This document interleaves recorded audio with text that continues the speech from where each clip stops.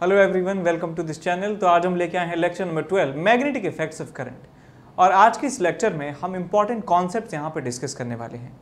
और इसके बाद दूसरा वीडियो जो आपको देखने को मिलेगा, उसमें हम प्रीवियस ईयर्स के क्वेश्चंस यहाँ पे डिस्कस करने वाले हैं।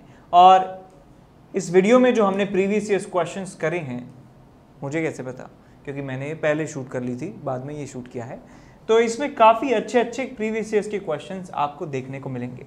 काफ़ी कंसेप्चुअल क्वेश्चंस जो है यहाँ पे हमने उठाए हैं, जो प्रीवियस ईयर्स में रीसेंट जो ट्रेंड रहा है वो क्वेश्चंस आपको यहाँ पे देखने को मिलेंगे। तो यदि आप ये देख रहे हैं वीडियो, तो प्रीवियस ईयर्स के क्वेश्चंस आप ज़रूर देखिए, तभी आप 100% लाभ उठा सकते हैं इन वीडियोज़ का। ठीक है, सिर्फ कॉन्सेप्ट से कुछ नहीं होगा। ठीक है, आपको प्रीवियस ईयर्स के क्वेश्चंस जो हैं वो देखने ही पढ़ेंगे, देखने ही चाहिए आपको एटलीस्ट, है ना, पढ़ेंगे।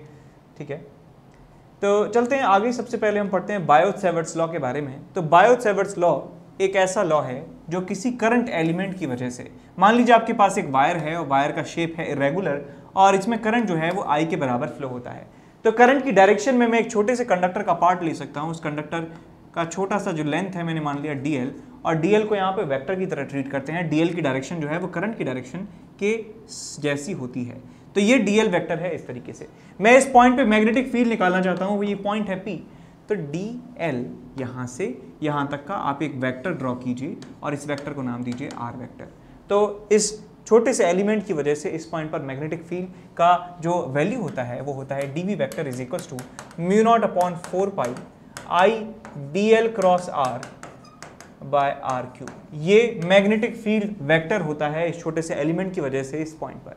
और इसी बायोट-सैवर्ट्स लॉ की हेल्प से हम बहुत सारे सिस्टम्स की वजह से मैग्नेटिक फील्ड अलग अलग पॉइंट्स पर कैलकुलेट करते हैं। तो आइए सबसे पहले सिस्टम हम देखते हैं। सबसे पहले हमारे पास है एक सर्कुलर लूप है जिसमें करंट I के बराबर फ्लो हो रहा है, करंट I, और इसका रेडियस जो है वो R के बराबर है। इसके एक्सिस पर सेंटर से x डिस्टेंस पर हम मैग्नेटिक फील्ड कैलकुलेट करना चाहते हैं। तो मैग्नेटिक फील्ड की जो वैल्यू होती है B एक्सिस, वो आती है आपके पास μ0/4π 2NI pi R square divided by R square plus x square raise to the power 3/2। ये फॉर्मूला आपको देखने को मिलता है। यहाँ पे R जो है रेडियस है, x is the distance from the centre to the point P, और इसकी जो डायरेक्शन है वो इस राइट हैंड थंब रूल से देखी जाती है। यदि आप अपनी राइट हैंड की जो फिंगर्स हैं उनको कर्ल करें करंट के डायरेक्शन में, तो जो आपका इरेक्ट थंब है राइट हैंड का, वो आपको मैग्नेटिक फील्ड की डायरेक्शन देता है। तो यहाँ पे मैग्नेटिक फील्ड इस डायरेक्शन में होने वाला है। यदि यहाँ पे x की वैल्यू जो है आप 0 के बराबर पुट कर दें, तो ये फॉर्मूला आपको सेंटर पे मैग्नेटिक फील्ड की वैल्यू दे देता है, और ये वैल्यू आती है आपके पास μ0NI/2R के बराबर। सेंटर पे मैग्नेटिक फील्ड μ0NI/2R के बराबर आपको देखने को मिलती है। यहाँ पे कैपिटल N जो है वो नंबर ऑफ टर्न्स हैं, कितने जो है लपेटे हमने लगा रखे हैं इस वायर के, ये नंबर ऑफ टर्न्स N हमको बताता है। अब इस फॉर्मूले को लिखने का तरीका जो है ये भी हो सकता है μ0/4π I/R इंटू 2π। आप इस तरीके से भी इसको याद रख सकते हैं। ऐसे याद रखेंगे तो आपको एक ट्रिक बताऊंगा इसके बाद। ठीक, तो μ0/4π I/R, μ0/4π सब जगह कॉमन में लिखने वाला हूं, मैं ऐसे ही लिखता हूं I/R इंटू 2π। ये फॉर्मूला है सेंटर पर एक लूप की वजह से मैग्नेटिक फील्ड। इसका देखने का तरीका क्या है, वही करंट के सेंस में अपना राइट हैंड की जो फिंगर्स हैं उनको कर्ल कीजिए, तो आपका जो इरेक्ट थंब है वो मैग्नेटिक फील्ड की डायरेक्शन बताता है। आगे हम चलते हैं और सीखते हैं कि एक आर्क की वजह से मैग्नेटिक फील्ड कैसे देखते हैं उसके सेंटर पर। तो मान लीजिए आर्क है जिसका रेडियस R के बराबर है, करंट I जा रहा है सेंटर पर, ये सबटेंड कर रहे हैं एंगल थीटा, और ये थीटा बहुत इंपॉर्टेंट है। थीटा रेडियन में है साहब, थीटा क्या है, रेडियन में आपको दिया हुआ है। तो इस सेंटर पर मैग्नेटिक फील्ड का फॉर्मूला होता है μ0/4π I/R into theta in radian. ये सेंटर पर मैग्नेटिक फील्ड का फॉर्मूला होता है। ये जितना थीटा है वो थीटा आप यहाँ पे मल्टीप्लाई कर दीजिए, आपको आंसर मिल जाएगा। थीटा यदि 2π हो जाता है तो इसका मतलब हम कंप्लीट लूप की बात कर रहे हैं, और कंप्लीट लूप पे फॉर्मूला आपको मैंने बताया था μ0/4π I/R इंटू 2π के बराबर होता है। आगे हम चलते हैं, बायोट-सैवर्ट्स लॉ की मदद से ही हमने उनको लूप की वजह से निकाला था मैग्नेटिक फील्ड। उसी की वजह से हम यहाँ पे एक फाइनाइट वायर की वजह से मैग्नेटिक फील्ड उसके आगे रखे हुए पॉइंट पर निकालते हैं। तो एक वायर है, फाइनाइट वायर है, जिसकी लेंथ है जो आप निकाल भी सकते हैं एंगल्स की हेल्प से, और इसके जो दोनों एंड हैं, ये टॉप एंड और इसका बॉटम एंड, ये सेंटर पर इस पॉइंट पर सबटेंड कर रहे हैं एंगल अल्फा 1 और अल्फा 2। तो इस पॉइंट पर मैग्नेटिक फील्ड का जो मैग्नीट्यूड है वो होता है mu naught upon 4 pi, mu naught upon 4 pi I upon R. R is the perpendicular distance from this wire of this point, R bracket में sine alpha 1 plus sine alpha 2, sine alpha 1 plus sine alpha 2, ये आपको मिलता है magnitude. और direction की बात करें, एक आपके पास वायर है और कंडक्टर है, उसकी वजह से मैग्नेटिक फील्ड यदि आपको देखना है तो मैं ये वाला मेथड यूज़ करता हूँ कि आप अपने थंब की डायरेक्शन जो है करंट की डायरेक्शन में रखिए और अपनी जो हथेली है, जो पाम है, वो आपको बताती है मैग्नेटिक फील्ड की डायरेक्शन उस पॉइंट पर। तो इसकी वजह से मैग्नेटिक फील्ड जो है अंदर की तरफ आपको देखने को मिलेगा। यदि करंट नीचे की तरफ होता तो हम इस तरीके से देखते कि मैग्नेटिक फील्ड इस पॉइंट पर बाहर की तरफ है।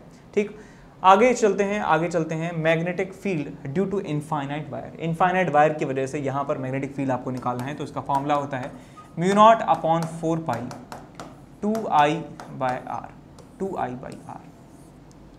और यदि एक सेमी इनफाइनाइट वायर है जिसका एक एंड इनफाइनाइट पे है, दूसरा एंड जो है वो दिख रहा है आपको, दूसरा इनफाइनाइट पे जो एंड है वो दिख नहीं रहा है, तो उसकी वजह से मैग्नेटिक फील्ड का फॉर्मूला, जैसे मान लीजिए इसके भी दो केसेस हैं। यदि जो बॉटम एंड है उसके बिल्कुल सामने यदि पॉइंट है तो फॉर्मूला अलग होगा, और ये बॉटम एंड है उसके बिल्कुल सामने नहीं है, अल्फा एंगल बनाते हुए पॉइंट है, तो फॉर्मूला अलग होगा। इस वाले केस में फॉर्मूला होता है mu naught upon 4 pi I by R sine 90 plus sine alpha. ठीक, ये फार्मूला होता है इस वाले केस की वजह से। इसका एक्सप्लेनेशन यदि आप समझ गए हैं तो आप कमेंट में लिख के ज़रूर बताइए कि मैंने साइन 90 प्लस साइन अल्फा इसका फॉर्मूला क्यों लिखा है। और इसका फॉर्मूला मैं लिखता हूँ मैं mu naught upon 4 pi I by R sine 90 plus sine 0। ये एंगल भी आप बताइए कमेंट सेक्शन में लिख के कि क्यों मैंने ऐसे लिखा है। ठीक है, इसको सिंप्लीफाई करके आप रट सकते हैं और आगे चलते हैं इसमें। और अब हम पढ़ते हैं एक सिलेंडर की वजह से मैग्नेटिक फील्ड कैलकुलेट करने का फार्मूला। तो आपके पास एक सॉलिड सिलेंडर है, सॉलिड सिलेंडर में एक्सिस के अलोंग जो है करंट I के बराबर फ्लो हो रहा है।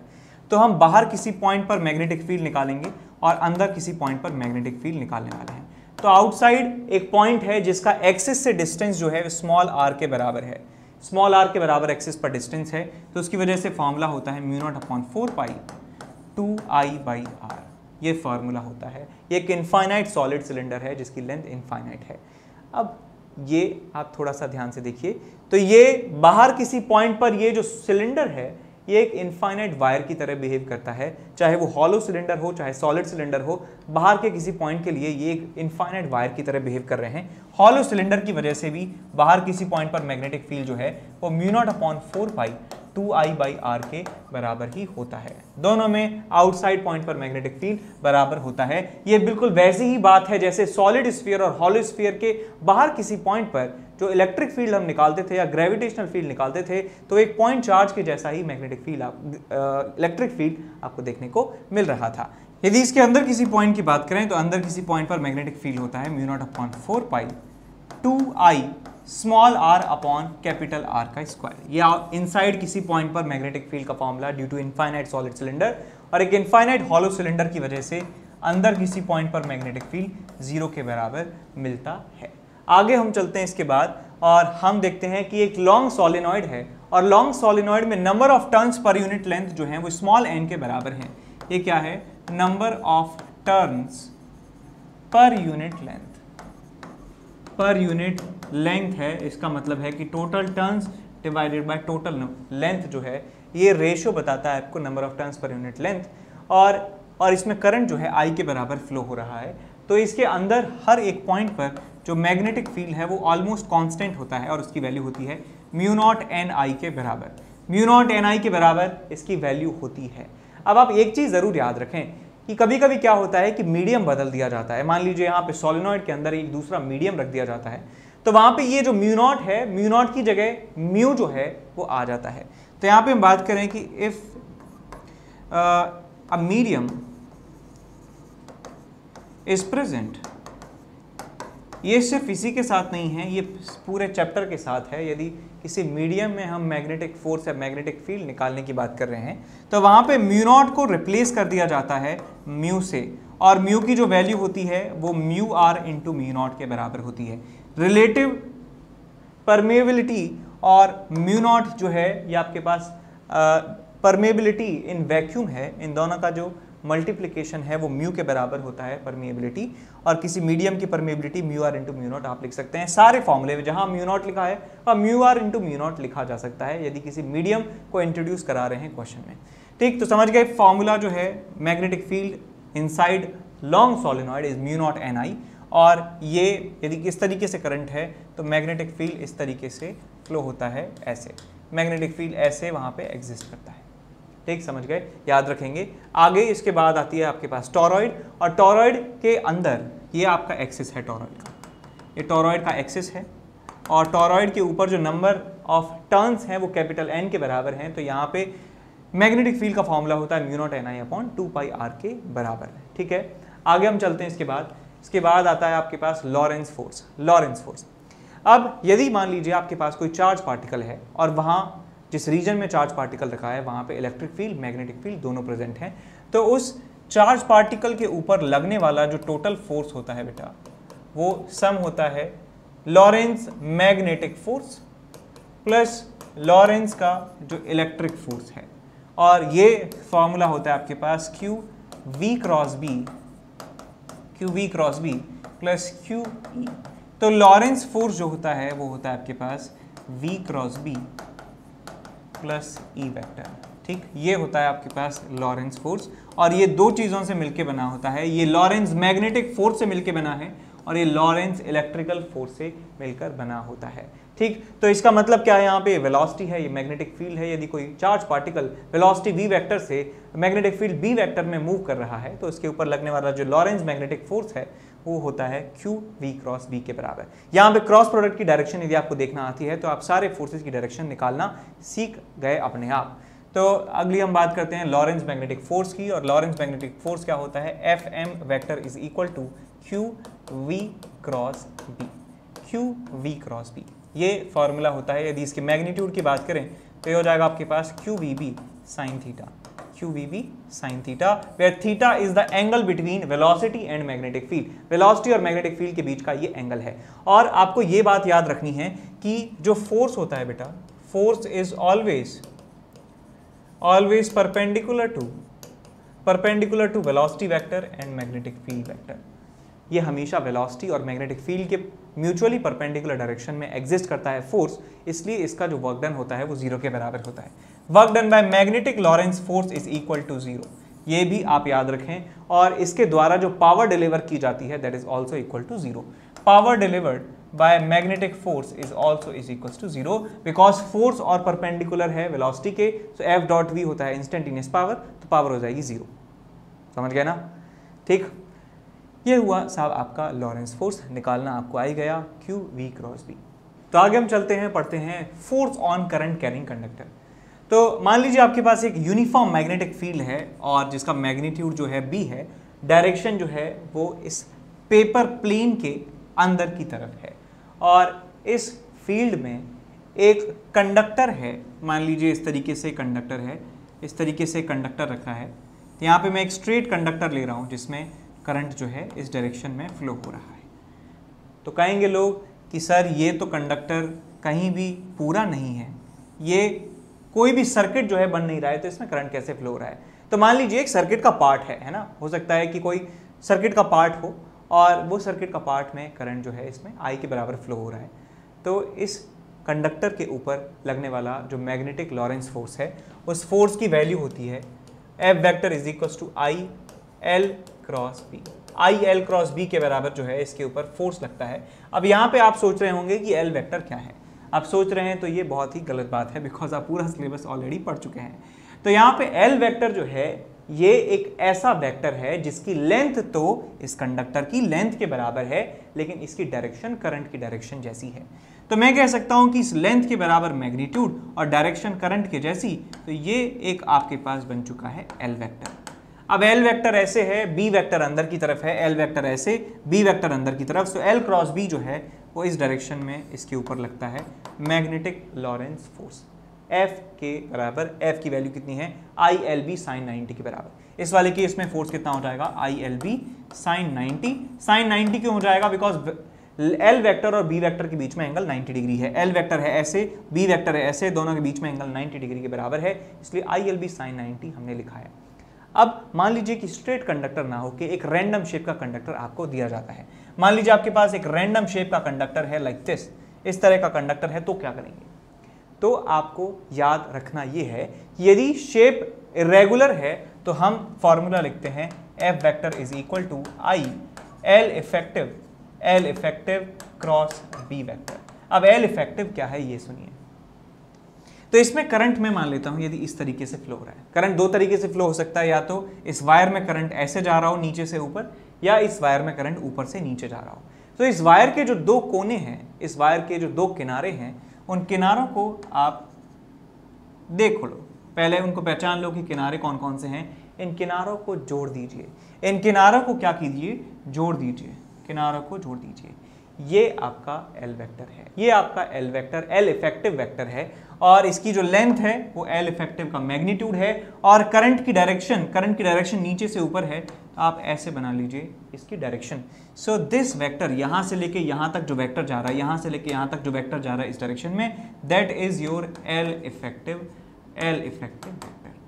तो हम समझ गए कि हम इस इरेगुलर शेप के वायर को रेगुलर शेप का वायर मान सकते हैं with vector L effective vector. ठीक, तो आपके क्वेश्चन जो है इससे हो जाएंगे।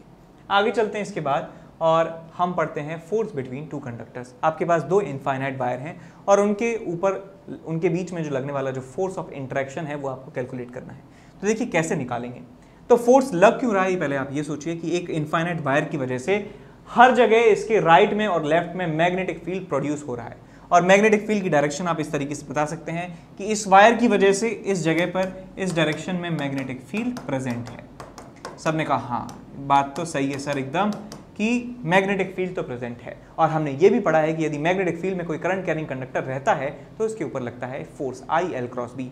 तो यदि मैं बात करूं कि मैग्नेटिक फील्ड अंदर की तरफ है, इसका एल वेक्टर जो है इस तरफ है, इसका एल वेक्टर जो है इस तरफ होने वाला है, इस तरफ एल वेक्टर, तो I L cross B, so L cross B, इसके ऊपर फोर्स किस डायरेक्शन में लगेगा, इस डायरेक्शन में इसके ऊपर फोर्स लगने वाला है।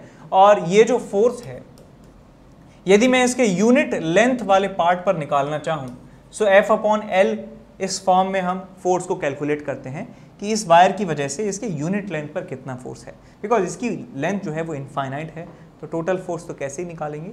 तो हम ये कह रहे हैं कि इसकी यूनिट लेंथ पर कितना फोर्स है, एफ अपॉन एल कितना है, तो ये वैल्यू आती है निकल के mu naught upon 4 pi two I1 I2 divided by D. D is the separation between them, और I1 I2 उनमें करंट है, म्यू नॉट अपॉन 4 पाई सब जानते ही हैं। अब आपको एक बात याद ये रखनी है कि यदि वायर्स में करंट सेम डायरेक्शन में है तो आपस में एक दूसरे को अट्रैक्ट करते हैं। यदि एक दूसरे के बीच में ऑपोजिट डायरेक्शन में करंट यदि फ्लो हो रहे हैं तो इसमें रिपल्शन होता है उनके बीच में। तो समझ गए कि यदि सेम डायरेक्शन में है तो एक दूसरे को ये अट्रैक्ट करते हैं, अट्रैक्शन, और यदि करंट जो है ऑपोजिट डायरेक्शन में है तो एक दूसरे को ये रिपेल करते हैं, रिपल्शन। सब लोग समझ गए। आगे चलते हैं इसमें, और हम पढ़ते हैं motion of charge particle in uniform magnetic field. तो आपको ये बात याद रखनी है कि यदि एक चार्ज पार्टिकल मैग्नेटिक फील्ड में मूव करता है तो उसके ऊपर लगने वाला force Q V cross B के बराबर होता है। सब लोगों को याद है, बताया था magnetic Lorentz force F M vector is equal to Q V cross B। अब यहाँ पे वेलोसिटी और मैग्नेटिक फील्ड के बीच में जो एंगल है वो ट्रेजेक्ट्री डिसाइड करता है कि वो चार्ज पार्टिकल है किस ट्रेजेक्ट्री के अलॉन्ग मूव करने वाला है। तो यहाँ पे केस नंबर 1 ले रहे हैं कि यहाँ पे यदि थीटा की वैल्यू, थीटा क्या है बेटा, theta is angle between velocity vector and magnetic field vector. Direction of motion और मैग्नेटिक फील्ड के बीच में एंगल यदि 0 डिग्री है और 180 डिग्री है, 0 डिग्री या 180 डिग्री है, तो फोर्स जो है मैग्नेटिक लॉरेंस फोर्स कितना लगेगा, 0 के बराबर लगेगा। और यदि कोई मैग्नेटिक फोर्स ही नहीं लग रहा है तो क्या होगा, तो जो पाथ है वो स्ट्रेट लाइन आपको मिलने वाला है। तो मैं लिखूंगा path of charge will be straight line.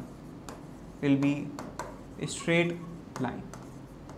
क्यों होगा साहब? बिकॉज V और मैग्नेटिक फील्ड एक दूसरे के पैरेलल या एंटी पैरेलल हैं, तो जब दो वेक्टर एक दूसरे के पैरेलल हों या एंटी पैरेलल हों तो उनका क्रॉस जो है वो 0 के बराबर होता है। तो यहाँ पे कुछ ऐसी सिचुएशन है कि आपके पास मैग्नेटिक फील्ड इस तरीके से है, वेलोसिटी इस तरीके से है, तो इनका क्रॉस 0 हो जाएगा, कोई मैग्नेटिक लॉरेंस फोर्स नहीं लगेगा। तो हमारा चार्ज पार्टिकल है वो जिस वेलोसिटी से जा रहा है उस वेलोसिटी से ही मूव करता रहेगा, ठीक। तो पाथ उसका स्ट्रेट लाइन होने वाला है। दूसरा केस हमारे पास है, यदि थीटा की वैल्यू 90 के बराबर होती है, if theta is equal to 90 degree, 90 degree यदि थीटा है, इसका मतलब सिचुएशन कुछ ऐसी है कि मैग्नेटिक फील्ड मान लीजिए अंदर की तरफ है, मैग्नेटिक फील्ड अंदर है किसी रीजन में, और उसका मैग्नीट्यूड जो है वो कांस्टेंट है b के बराबर। तो यदि कोई चार्ज मूव करता है इस तरीके से, मैं मान लेता हूँ पॉजिटिव चार्ज है इसके पास और इसके पास वेलोसिटी है v, तो इसके ऊपर जो फोर्स लगता है that is Q V cross B.